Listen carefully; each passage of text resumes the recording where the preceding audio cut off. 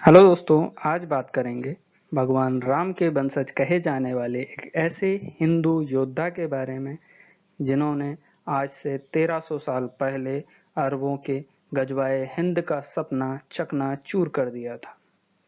दोस्तों, मैं हूं राघव और मैं इस चैनल पर लेकर आता हूं हिंदू योद्धाओं की कहानियां ताकि हमें पता हो कि हमारे हिंदू बने रहने के लिए हमारे पूर्वजों ने कितना बलिदान किया है।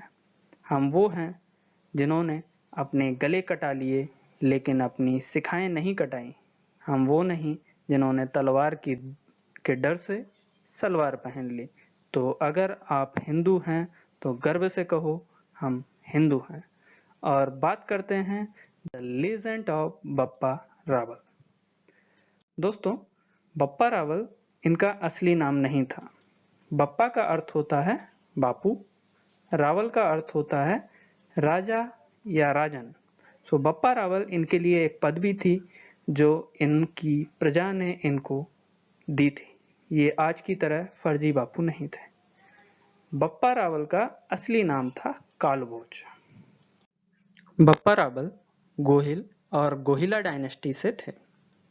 गोहिला डायनेस्टी की स्थापना राजा गोहिल और गोहिलादत्त ने सन 566 में की थी। इस डायनेस्टी के 8वें राजा हुए राजा महेंद्र द्वितीय, यानी कि बप्पा रावल के पिता। बप्पा रावल का जन्म सन 713 में हुआ था। बप्पा रावल 3 साल के थे उस समय उनके पिता की हत्या कर दी गई थी। बप्पा रावल की माता को एक तारा नामक ब्राह्मण स्त्री के यहाँ शरण लेना पड़ा था। कुछ समय बाद उनकी माँ का भी देहांत हो गया और तारा ने ही बप्पा रावल का भरण पोषण किया। बप्पा रावल का प्रारंभिक भरण पोषण भीलों के बीच ही हुआ था। उसके बाद बप्पा रावल को माता तारा नागदा लेकर आ गई और नागदा में बप्पा रावल का परिचय हुआ उनके गुरु हरित ऋषि से। हरित ऋषि एक महान शिव भक्त थे और बप्पा रावल को हरित ऋषि से मिला एक लिंग जी की भक्ति और युद्ध का कौशल। एक किंवदंती ये भी है कि बप्पा रावल को हरित ऋषि ने स्वयं महाकाल के दर्शन कराए थे। बप्पा रावल की उम्र 15 साल की थी। उस समय माता तारा की भी मृत्यु हो जाती है और बप्पा रावल अपने गुरु के आदेश से मेवाड़ आ जाते हैं। मेवाड़ राजवंश की स्थापना करते हैं। कुछ लोगों का कहना है कि उस समय राजा थे मानमोरी, जो कि बप्पा रावल के मामा थे और उन्होंने मेवाड़ को बप्पा रावल के हाथों सौंप दिया। और कुछ लोगों का कहना है कि मानमोरी को मारकर बप्पा रावल ने मेवाड़ राजवंश की स्थापना की थी। मेवाड़ राजवंश की स्थापना 723 में की थी। ये वही मेवाड़ वंश है जिसमें राणा कुंभा, राणा सांगा और महाराणा प्रताप जैसे महान राजा हुए। दोस्तों, हजरत मोहम्मद की मृत्यु के बाद मुस्लिम साम्राज्य तेजी से फैला। 632 से 712 के बीच में उन्होंने आज के Spain, Portugal, Morocco, Algeria, Libya, Egypt, Yemen, Oman, UAE, Saudi Arabia, Jordan, Iraq, Iran, Pakistan, Afghanistan, Syria, Turkey, Georgia जैसे तमाम राज्यों को मिलाकर एक विशाल साम्राज्य खड़ा कर लिया। ये साम्राज्य ह्यूमन हिस्ट्री का सबसे बड़ा साम्राज्य माना जाता है। 632 से 712 के बीच में अरब के 8 खलीफा बदल गए और उन्होंने 15 बार सिंध पर चढ़ाई की, लेकिन राजा दाहिर को न जीत सके। ये जो हरे कलर में देख रहे हो, ये है मुस्लिम साम्राज्य और ये भगवा कलर में सिंध साम्राज्य। इतना बड़ा मुस्लिम साम्राज्य सिंध साम्राज्य को न जीत सका।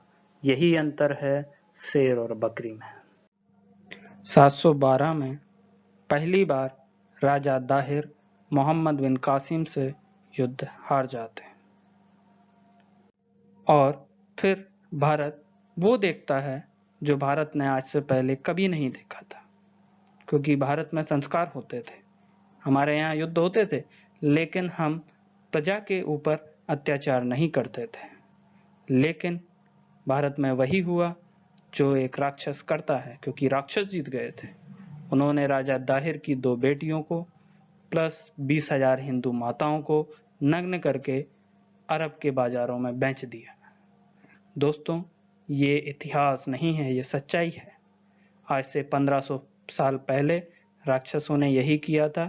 आज से 30 साल पहले कश्मीर में राक्षसों ने यही किया था, और ये 2047 की प्लानिंग कर रहे हैं गजवाए हिंद की।